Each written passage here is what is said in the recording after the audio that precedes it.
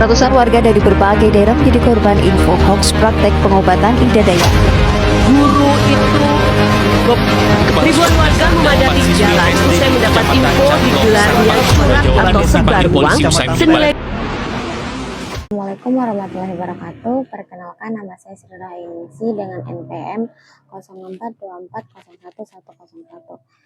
Baik, pada kesempatan kali ini saya akan menyetor tugas video yaitu menganalisis hadis, yang dimana tema saya yaitu menganalisis hadis tentang larangan menyebarkan hoax. Kenapa saya memilih tema ini? Karena banyaknya penyebaran hoax, sehingga hadis ini penting sebagai pedoman agar kita selalu melakukan tabayun sebelum menyebarkan informasi. Baik, langsung saja ke materi. Pada kesempatan ini saya akan menjelaskan salah satu hadis Rasulullah SAW yang berkaitan dengan larangan menyebarkan berita tanpa klarifikasi yang relevan dengan fenomena hoax digital saat ini. Seperti yang kita tahu, di era digital saat ini, di zaman sekarang, informasi sangat mudah diakses, disebarkan melalui media sosial. Namun tidak semua informasi yang beredar memiliki kebenaran yang jelas. Banyak orang secara spontan membagikan berita tanpa mengecek sumbernya, sehingga menyebarkan tersebarnya hoaks di masyarakat. Rasulullah SAW bersabda, "Kafa bima'ri kathiban an yuhaditha bikulli ma syami'a," yang artinya cukuplah seseorang dianggap berdusta apabila ia menceritakan semua yang ia dengar. Hadis riwayat Muslim. Hadis ini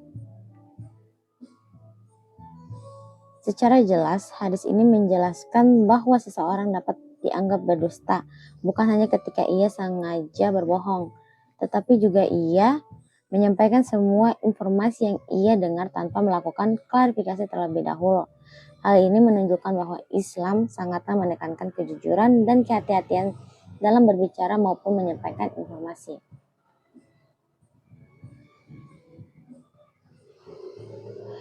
Dalam konteks hoaks, hadis ini sangatlah relevan.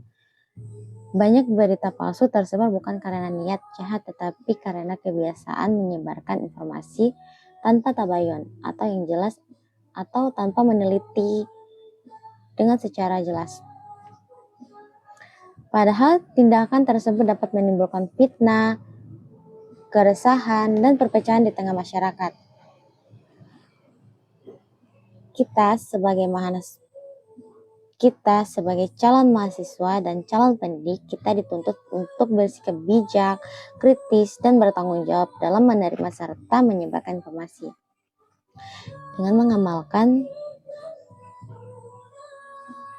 mengamalkan hadis Rasulullah SAW ini, semoga kita dapat menghindari perbuatan dusta dan menjaga keharmonisan sosial. Demikian penjelasan singkat mengenai hadis tentang larangan menyebarkan hoaks. Semoga kita semua dapat mengamalkannya dalam kehidupan sehari-hari. Saya undur diri, Sri Rahayu Ningsih, Fastabiqul Khairat. Wassalamualaikum warahmatullahi wabarakatuh.